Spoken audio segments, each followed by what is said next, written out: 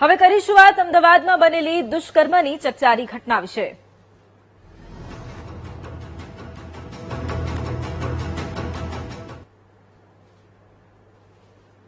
ગાંધીનગરમાં 17 વર્ષની દીકરી પર દુષ્કર્મ કરનારો નરાધમ સકંજામાં આવ્યો છે। પોલીસે દિશાંત ઉર્ફે દીપ શર્મા નામના આરોપીની ધરપકડ કરી છે। એલસીબી પોલીસે આરોપી દીપ શર્માની ધરપકડ કરી। 6 ઓગસ્ટે સગીરા અને આરોપી બંને સાથે જ હતા। પેથાપુરના એક ગેસ્ટ હાઉસમાં આરોપીએ સગીરા પર દુષ્કર્મ આચર્યું હતું। દુષ્કર્મ પછી સગીરા બેભાન થઈ ગઈ હતી અને આરોપીએ પોતાના પિતાને જાણ કરી। આરોપીના પિતાએ સગીરાને ખાનગી હોસ્પિટલમાં સારવાર માટે દાખલ કરાવી હતી। રક્તસ્રાવ અને ઇન્ફેક્શનને કારણે સારવાર દરમિયાન સગીરાનું મોત નીપજ્યું। મલ્ટીપલ ઓર્ગન ડેમેજને કારણે સગીરાનું મોત થયું હોવાનો પોસ્ટમોર્ટમમાં ખુલાસો થયો છે। આરોપી સામે પોક્સો અને દુષ્કર્મનો ગુનો દાખલ કરી કાર્યવાહી કરાઈ છે। ગેસ્ટ હાઉસ અને હોસ્પિટલમાં પણ હવે તપાસ શરૂ કરવામાં આવશે।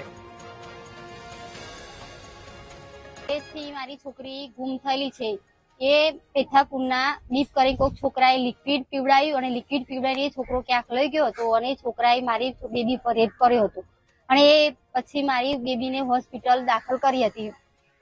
પરગામ હોસ્પિટલમાં દાખલ કરી પણ પરગામ હોસ્પિટલ વાળાએ કોઈ પોલીસ કેસ ના કર્યો, કશું ના કરીને એ લોકોએ ડાયરેક્ટ કેસ કરી લીધો। ડાયરેક્ટ છોકરીને એડમિટ કરી લીધી પણ એ લોકોની કેસ ના કર્યો, કશું ના કર્યું, બસ એડમિટ કરી લીધી અને 3 દિવસ સુધી રાખી પણ એ લોકો એમને કોઈ રીઝન ના આપ્યું કે બેબી ના થઈ શકે, આમ કે તેમ એવું। અને એ લોકોએ મારી બેબીને છેલ્લે એવું કીધું કે છેલ્લે હાથ ઊંચા કરી કાઢે કે મારા જોડે આ સાધન નથી, તમારે કોઈ બીજા એડમિશન બીજી તમારી છોકરીને બીજા કોઈ હોસ્પિટલમાં તમારે એડમિટ કરવી પડશે, જે આનાથી પગરવ હોસ્પિટલથી પણ મોટી હોય એવી। પછી અમે એને બીજી હોસ્પિટલમાં લઈ ગયા હતા। પગરવ હોસ્પિટલમાં છે ને સીલ તો વાગવો જ જોઈએ, એ હોસ્પિટલનું કોઈ પેલી નથી। તે મારી હાલત કરી છે મારી બેબીની, એ હાલત ઉપરથી હું તમને બધાને એવું કહું છું કે મને સપોર્ટ કરજો ને એ છોકરાને ફાંસીની સજા થવી જોઈએ બસ। 17 વર્ષ અને 10 મહિનાની છોકરી અને એનો ફ્રેન્ડ રિલેશનશિપમાં હતો અને એના એક દિવસ પહેલા 6 ઓગસ્ટના રોજ એ બંને લોકો એક હોટલમાં સંબંધ બાંધેલા હતા। આ સંબંધ બાંધ્યા પછી છોકરીના ગુપ્તાંગમાંથી લોહી નીકળતું હતું, જેના કારણે એ આ છોકરા સાથે પોતાના બોયફ્રેન્ડ સાથે હોસ્પિટલમાં સારવાર માટે ગઈ હતી। આ સારવારની કોમ્પ્લિકેશન્સ વધતા છોકરી અલગ અલગ હોસ્પિટલ્સમાં સારવાર હેઠળ હતી અને પોલીસને જો એ માહિતી મળી તો ક્યોંકિ છોકરીની એજ 18 વર્ષથી ઓછી હતી તો એના કારણે પેથાપુર પોલીસે 8 તારીખના રોજ એક FIR દર્જ કરી હતી BNS ની કલમો અને પોક્સો એક્ટ હેઠળ। એના પછી આરોપીને કસ્ટડીમાં પણ લઈ લીધું હતું। વધતા હેલ્થ કોમ્પ્લિકેશન્સના કારણે ગઈકાલે મોડી રાત્રિ છોકરીનું નિધન થઈ ગયું છે। અમદાવાદના જોધપુર વિસ્તારમાં યુવતી પર દુષ્કર્મની હિચકારી ઘટના ઘટી છે। દુષ્કર્મની ઘટના બાદ અમદાવાદ શહેરની યુવતીમાં રોષની લાગણી છે। VTV ન્યૂઝની ટીમે યુવતીઓ પાસે પહોંચી અને તેમની પ્રતિક્રિયા જાણી છે। દુષ્કર્મની હિચકારી ઘટનાને તમામ યુવતીઓએ રોષપૂર્વક વખોડી છે। પેઇંગ ગેસ્ટનું કડક રજીસ્ટ્રેશન અને સમયાંતરે ચેકિંગની યુવતીઓએ માંગ કરી છે। મહિલાઓની અવરજવર ધરાવતા વિસ્તારોમાં ખાસ પોલીસ પેટ્રોલિંગની પણ માંગ કરવામાં આવી છે।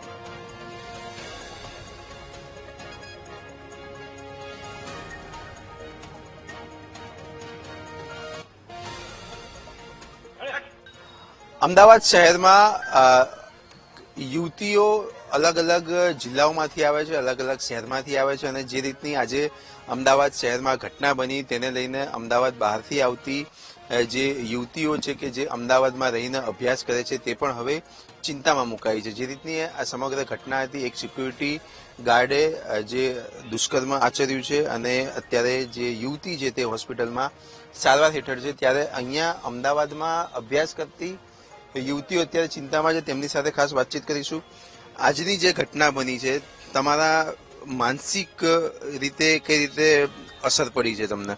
આજે જે ઘટના બની છે તો એકચ્યુઅલી તો ના જ બનવી જોઈએ, કેમ કે હવે દૂર દૂરથી જે છોકરીઓ આવતી હોય છે અહીંયા સ્ટડી કરવા માટે, કોઈ જોબ કરવા માટે, તો એ લોકોને સેફ સિક્યોરિટી હોવી જોઈએ કડક, કે ભાઈ જે પીજીમાં રહેતા હોય છે કોઈ ગર્લ્સ કે કોઈ ફ્લેટમાં રહેતા હોય છે તો એની જે સોસાયટી છે એમાં એ લોકોને ફૂલ સિક્યોરિટી હોવી જોઈએ કે એ લોકોને હવે અત્યારે આપણે જે અમદાવાદ શહેર છે એ સેફ સિટી છે, ગુજરાત સેફ સ્ટેટ છે, તો આવા પ્રકારની જે ઘટના છે તો ના જ બનવી જોઈએ। તો આ પ્રકારના જે જે બોડીગાર્ડ છે, જે સિક્યોરિટી છે, તો એ લોકોને જે તમે જોબ ઉપર રાખો છો, જે સિક્યોરિટી માટે રાખો છો, તો તમે એનું તપાસ ધરો કે એનું બેકગ્રાઉન્ડ શું છે. તો આગળ જતા એ લોકોને આવી રીતના જે ગર્લ્સ છે એની સાથે આવી રીતના બનાવ ના બને. તમે શું કહેશો સમગ્ર ઘટના બાબતે?